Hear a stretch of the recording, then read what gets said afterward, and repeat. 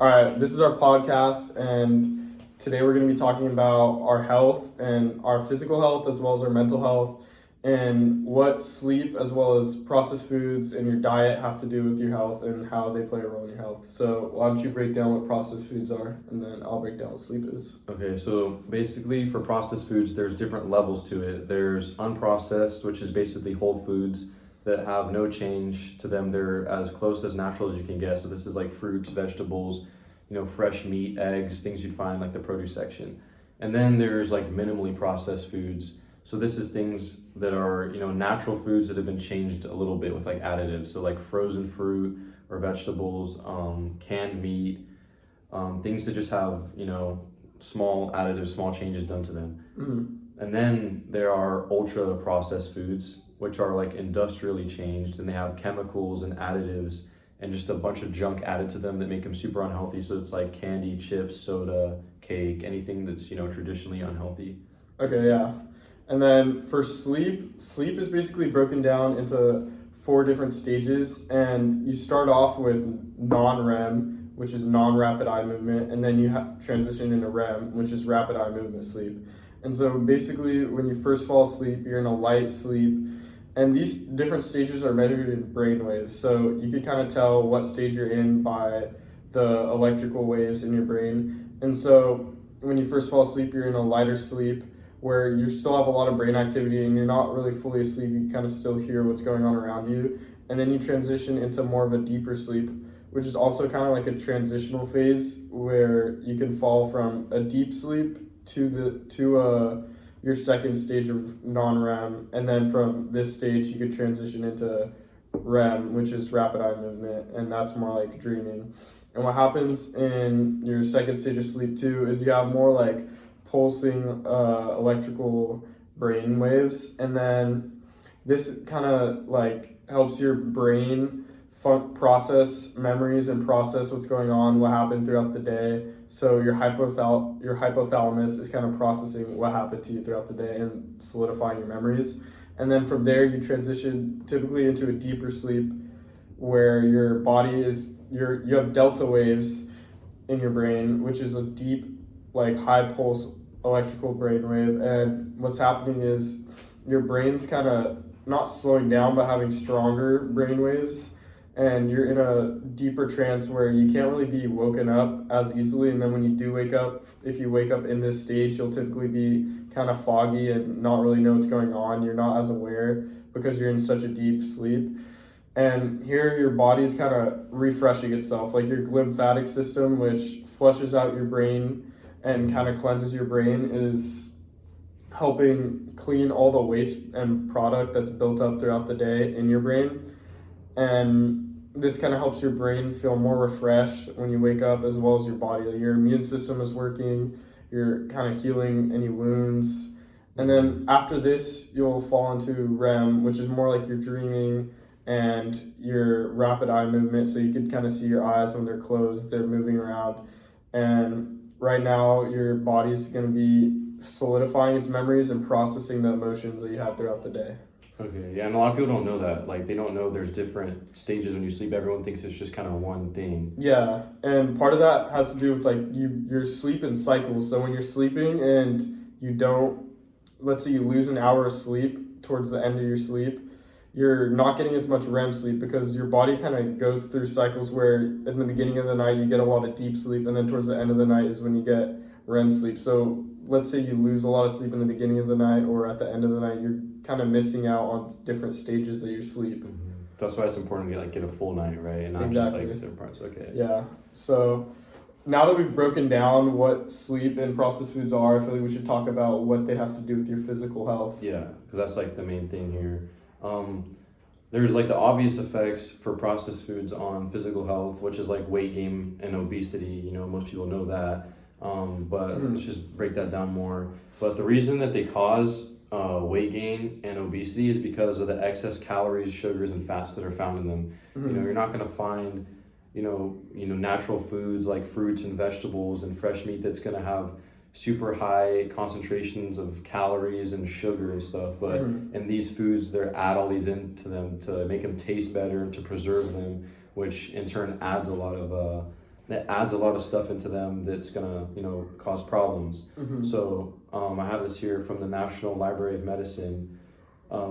Basically, processed foods affect the catabolic phase of the digestive cycle. So this causes people to eat more than necessary. So even when people think that they're full, when people think that they're hungry, really they're not, and their brain's just like telling them that they're hungry because they're used to eating these foods.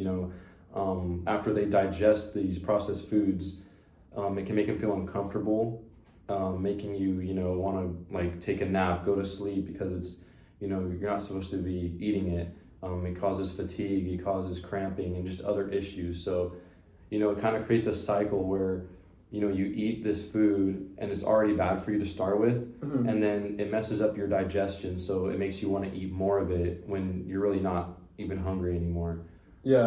And causing more. So. And then if I could add into something, when you sleep less, you build up more of a hormone called ghrelin as well as leptin. And what those hormones do is ghrelin will make you feel hungrier. So if you don't get enough sleep, you're gonna wake up feeling hungrier, like, oh, okay, let me go get a snack. And typically your brain is gonna be looking for something that's gonna feel it, and it's gonna be more of like a carb, like a sugary food, which is gonna kind of lead you to go look for something like, let's say you have a lot of chips in your drawer, something that's super processed. You're just gonna want to snack on something like that. And then leptin is a food that's gonna make you feel not as full. So when you're eating these things, you're gonna crave more of it. Like your body's not gonna get as much of a full feeling from that. And this also leads to obesity. And from there, obviously, there's a lot of health problems that come with that. But one of them is sleep apnea, which is where your body's not going to be able to sleep throughout the night because because a lot of this is caused from obesity, but there's other reasons you could get this. But what happens is you wake up throughout the night from not being able to breathe properly, and your body won't be able to get, although you might not remember it when you wake up, your body's not going to be able to get a full night of rest because you keep waking up and having to breathe because of blockages, which normally happens when you get obese. Yeah, and it's like, like sleep and diet have a connection. A lot of people don't really realize that. Like they're connected, and it's kind of creates like a cycle where it's like if you're not getting enough sleep, and then that could cause you to, eat more unhealthy food just because of the way the brain works and stuff. And it just kind of has a cycle keeping you in it. Yeah. But aside from just the weight gain, ultra processed foods especially, but just processed foods in general are linked to a lot of diseases and health conditions. Even they're linked to 30 different health conditions, and this includes things like diabetes, strokes, cancer, heart disease, Alzheimer's, just all these different things that they can just be linked to. And there was a study from the U.S. National Institutes of Health in which researchers basically they gathered participants who ate high in processed foods, so a lot of processed foods, and then they also gathered data from those who ate mainly whole foods. And basically with this study, they found that, participants over the next 20, 30 years that were participating, they found that those who were eating mainly processed foods had a higher risk of death, and there were higher death rates than those who were eating lower. So, over those decades, the people that were eating mainly processed foods were dying more and sooner than those who were eating mainly whole foods. So that just shows like a direct correlation between, processed foods and like death. And and to wrap up kind of what sleep has to do with your physical health, there's a lot of risks when it comes to injury because your body releases growth hormone when you're sleeping, and so a lack of that can cause a greater risk for injury, especially if you're an athlete and you're not getting adequate rest, as well as, problems with your cardiovascular system and your immune health because your body's not able to build up all these immune cells that are working throughout the night to kind of fight off disease, as well as build up your body and have your organs running smoothly.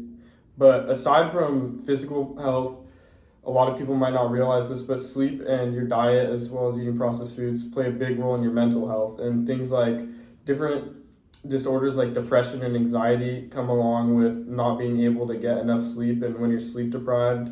And people might not realize, but this is because your amygdala in your brain is hyperactive. So when you're not getting enough sleep, your amygdala is 60% more active than it should be, which kind of causes you to be more sensitive to things. So your mood, you're going to overreact to something that might not have triggered you as much if you got an adequate amount of sleep. And if you got an adequate amount of sleep and it was kind of, your brain was set normally, you'd feel more happy, as well as you wouldn't be so like untouched with your emotions. You'd kind of feel more processed. You'd be able to process what happened throughout the day and be more relaxed and less stressed. Yeah, okay, that makes sense. So, transitioning over to processed foods and their effect, they have a big effect on mental health too that a lot of people don't realize. Most people think that it's, obviously they're going to cause you to be obese, or they're going to cause you to gain weight over time if you eat a lot of them. Yeah. But they're linked to a lot of mental issues as well, because they can cause changes to the brain when you eat them in high concentrations over a long period of time.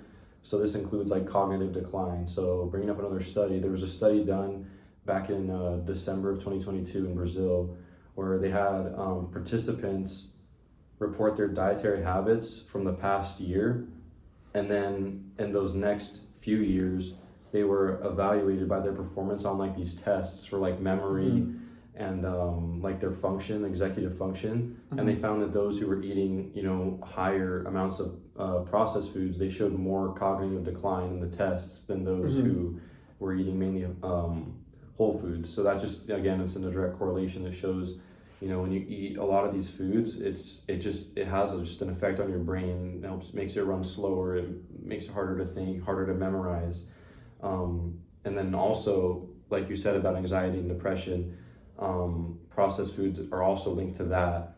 Again, another study, this one's from Harvard this time, and it says that the participants in this study who were in the top fifth of ultra processed foods, who were eating the top fifth, had a 50% higher risk of developing depression than those in the bottom fifth.